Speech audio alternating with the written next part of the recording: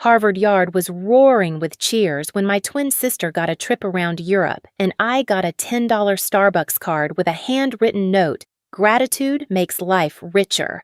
Everyone laughed, called it cute. They didn't know that for the past year and a half, every payment keeping our red brick house alive had come from my account, not theirs. That day, standing in my black gown beside Amelia's perfect smile, I realized the truth. My family didn't raise daughters. They built investments. And when I finally stopped paying, they didn't lose money. They lost their masks. But that part, they never saw coming. When people talk about family, they picture Sunday dinners, shared laughter, and the smell of something warm coming from the oven. In the Morgan house, everything looked perfect: red brick walls, white door hydrangeas in the front yard. But inside, love had a dress code and I was always underdressed. Mom Diane loved presentation. Her smile could host fundraisers, her tone could end arguments. She believed in appearances more than affection. Amelia, my twin, was her masterpiece: charming, graceful, the kind of girl who sparkled even in bad lighting.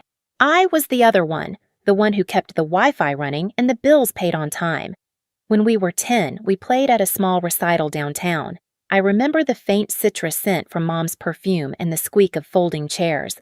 I played Beethoven's Moonlight Sonata, every note precise. When I finished, there was polite applause, then Mom's voice soft but sharp. "Selena, you should play with more feeling. Music isn't math." I nodded. My throat burned. Then Amelia played. She missed notes, fumbled halfway, but smiled through it. Mom clapped louder than anyone. See, that's heart. That day, I learned something crucial in our family: mistakes wrapped in charm were art. Effort wrapped in silence was invisible. Years passed. I became the family technician, accountant, and fixer. When Dad's email got hacked, I reset it. When Mom couldn't log into her Apple ID, I handled it. When Amelia's resume formatting broke, I fixed it too. And when the mortgage notice came, interest rates rising, panic creeping into Dad's voice, I opened my laptop and quietly took care of it. Each month, a payment left my account with the note: Morgan household, Selena contribution. I didn't tell them. Maybe I wanted to believe love could grow quietly like a seed planted in the dark. But in that house, only what glittered ever got sunlight. At night, I coded for Meetview Labs, the glow of my screen spilling across dorm walls. While Amelia posted photos from rooftop parties, I built interfaces for medical AI, something real, something that worked. The first time I saw the numbers in my bank account jump past 5 digits, I didn't celebrate. I just stared at the screen thinking, maybe now they'll see me. They never did. So when Mom handed Amelia that Europe trip and handed me that gift card, it wasn't new. It was just the prettiest version of what had always been true. But something in me shifted that day, not loudly, not dramatically. It was quiet, like a door clicking shut. Graduation dinner was supposed to feel like an ending and a beginning. Instead, it felt like a verdict. The dining room glowed under the chandelier. The cake said, "Congratulations, Amelia and Selena," but her name was written twice the size. Mom's voice carried over the clinking of silverware. "Amelia will need to pack soon. Paris first, then Venice. She's always had such vision." Dad raised his glass. "Both my daughters are brilliant, but Amelia, she just has that spark of leadership." The table laughed. I smiled, cutting a slice of cake I didn't taste. When Mom turned to me, her tone softened into that patronizing sweetness she called wisdom. "Selena, dear, you should learn to be happy with less. Gratitude makes life richer." I nodded, though inside something cracked so quietly it almost sounded like relief. Later that night, while Amelia posted pictures of her cake, I sat in my childhood room, lit by the blue glow of my laptop. I opened the banking app out of habit. The list of payments appeared, each one marked Morgan household, Selena contribution, 18 months, $3,200 every month. The thought hit like cold water. They'd never even wondered. They believed in miracles, interest rates dropping, the bank being kind, anything but the truth that I'd been holding that roof up. The next morning, I stopped the automatic transfer. It felt small, final. 2 weeks later, Dad called. "The bank says the payment didn't go through." "Did something happen?" "Yes," I said quietly. "I stopped paying." Silence. Then his voice sharpened. Selena, you can't just walk away. We're family. You have an obligation to help. I did help, I said. For a year and a half. Mom's voice joined in, trembling with disbelief. Don't be dramatic. You're lucky to have what you do. Don't let success make you arrogant. I almost laughed. I'm not arrogant, Mom. I'm tired. They didn't understand. Maybe they never would. That night, I packed. No yelling, no tears, just the steady sound of zippers and folded fabric. The moonlight fell across the diploma still on my desk. Harvard embossed in gold letters, proof of everything I'd built alone. When I left, the red brick house stood behind me like a museum of memories I never chose to keep.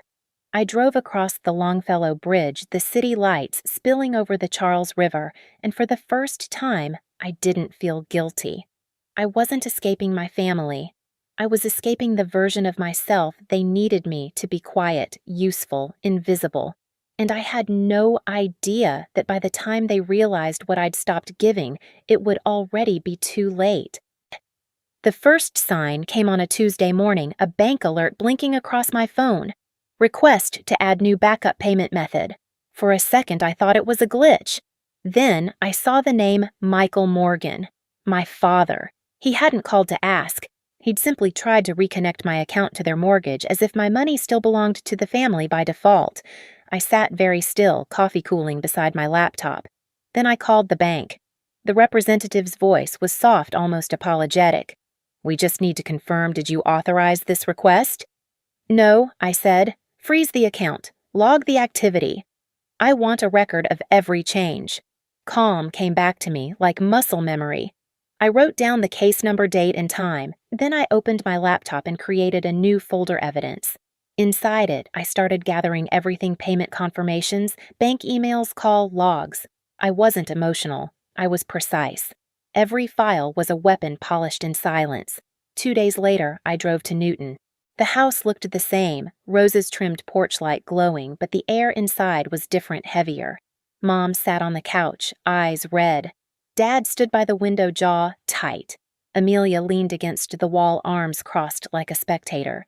Dad spoke first. We need to talk. You know what happens if the bank forecloses. I met his eyes. Then maybe you'll finally understand what it costs to live on someone else's dime. His tone hardened. Don't talk to me like that. This is family. And I'm part of it, I said quietly, but not your bank. Mom's voice broke through, desperate. Selena, please. You don't have to make this harder than it already is. I took a slow breath. You made it hard when you used my trust like an ATM code. For a moment, no one spoke. The old clock ticked on the wall. Amelia finally muttered, You're overreacting. You could have just talked to them. I turned toward her, calm but sharp. You mean like when you got a Europe trip and I got a $10 lecture on gratitude? Her smile faltered. I looked around the living room, the family photos, the router I'd installed, the framed Together We're Stronger. Quote Mom loved. Every object felt like a quiet reminder of the lie we all lived in. I'm done funding that illusion, I said softly. If you want control, take it. Just don't use my name to do it. Then I walked out, closing the door behind me. No yelling followed this time. Just silence, the kind that burns more than words. When I got home, I opened my laptop again. The evidence folder was waiting. Each file was neat, time-stamped, ready. This wasn't about revenge anymore. It was about boundaries. And the truth was just starting to sharpen its edge. It started with one careless click. I was updating tax records late at night, half asleep, coffee gone cold. I attached a document from my evidence folder screens of every payment I'd made to keep the mortgage alive and meant to send it to my accountant. But when I hit send, I didn't notice that my aunt's family email group was still in the CC field. By morning, my phone was exploding. Selena, what did you do? Mom's voice was breathless on the line. Behind her, I could hear drawers slamming. Dad yelling something I couldn't make out. What are you talking about? I asked. Everyone's seen it. Helen posted it on Facebook. You sent the payment records to the whole family. I pulled up my inbox. Hundreds of notifications, screenshots, shocked emojis, comment threads under a post that read, 18 months of payments, labeled Selena contribution. Did anyone know she paid their mortgage? The post had already spread beyond family. Church friends, neighbors, even Mom's volunteer group had shared it. Some comments were kind. She's such a good daughter. Others were cruel. Maybe she's just trying to show off. But none of that mattered. The story was out and no one could put it back. That afternoon, my father called. His voice was stripped bare, no pretense left. "Do you know what you've done? People are calling, asking if we used you. You've embarrassed this family." I let out a quiet breath. No, Dad. I didn't embarrass anyone. I just stopped hiding the truth. "You could have handled this privately," he snapped. "I did," I said, "for a year and a half." He hung up. Hours later, the local bank manager called him in for a meeting. The refinance application he'd submitted was flagged unstable payment history, the letter said. Without my deposits, they couldn't prove consistent funds. The house, once their badge of pride, was now a liability. I didn't feel joy, only a strange stillness. Justice doesn't always roar. Sometimes it just quietly rearranges the balance sheet. Within weeks, the Newton house was listed for sale. Neighbors whispered. Aunt Helen apologized to me privately, saying she didn't mean for things to spread that far.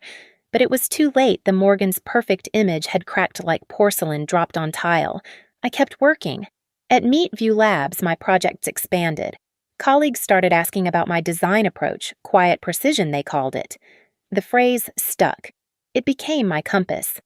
When an investor from the Harvard iLab reached out about a fellowship program, I hesitated before saying yes.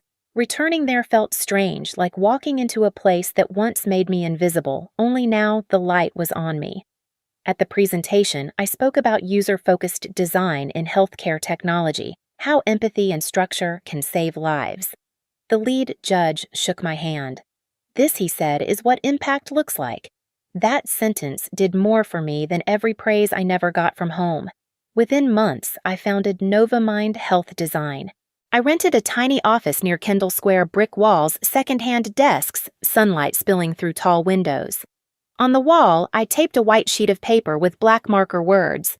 "We design clarity for those who save lives." The first contract came from Meatview itself. Then another from a cancer detection startup. Every invoice paid felt like reclaiming a piece of myself. And yet, late at night, I'd still check my phone sometimes, half expecting another message from Mom. It came sooner than I thought. Amelia texted first. "Mom's sick. Dad's depressed. They're losing the house. You did this." I read it twice before replying. "No, Amelia. They did." 2 days later, she showed up at my office. Same perfect hair, same designer coat, but her eyes looked hollow. She stood among the potted plants and prototype sketches, scanning the space like it contradicted everything she believed about me. "Mom can't sleep," she said softly. "Dad's falling apart." "If you'd just helped like before," I interrupted. "Like before when I paid quietly and they called it luck." Her lips trembled. "You've changed." "I had to," I said. "You only loved me when I was useful." For a second, she looked like she wanted to argue, but no words came. She turned and left her perfume fading down the hall. That evening, I drove past the old neighborhood. The red brick house stood dark, a for sale sign planted in the lawn. Through the window, I saw boxes stacked where laughter used to echo. I parked for a minute, hands on the steering wheel, watching the light from the street lamps paint gold stripes across the windshield. My chest didn't ache. I felt calm, like I'd been holding my breath for years and finally exhaled. The next day, the local paper ran a small-piece family home foreclosed amid mortgage dispute. I didn't read it twice. Weeks later, while preparing slides for a conference, I received an unexpected call from Mom. Her voice was small, cracked at the edges. "Selena, I just wanted to say I'm sorry." Those words had lived in my head for years, but I never thought I'd hear them out loud. "I know what I did," she whispered. "I treated you like a wallet, not a daughter. And now I see what that cost." I sat in silence, letting her speak.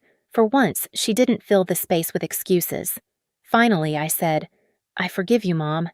But forgiveness doesn't mean going back." She started to cry softly. "I just wanted you to know I mean it." "I know," I said. "And that's enough." When the call ended, I turned off my phone and stared out the window. The city was glittering in winter light, the Charles River silver under the sky.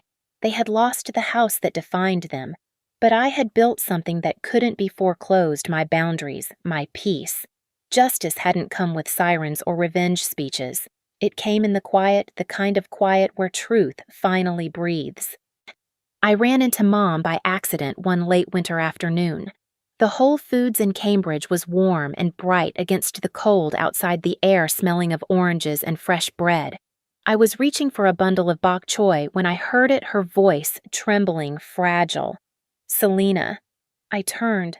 She looked smaller than I remembered her coat, too big, hair streaked with silver. For a moment we just stared. Then she stepped closer, eyes glassy. I don't want to make excuses. I just want to say I'm sorry. Her voice cracked. I thought I was teaching you gratitude. I was teaching you how to disappear. I should have protected you, not the image of our family. I gripped the cart handle, feeling the cold metal against my palm. I already forgave you, Mom, I said quietly, but I'm not coming back.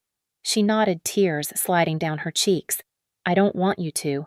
I just needed you to know I see it now. The store music shifted to Moon River. The same melody from our childhood recital, only softer, slower. For a moment, time folded. I wasn't angry anymore, just tired and free. When she reached out, I didn't pull away. I gave her hand a small squeeze. I hope you find peace, I whispered. She turned, walking toward the checkout.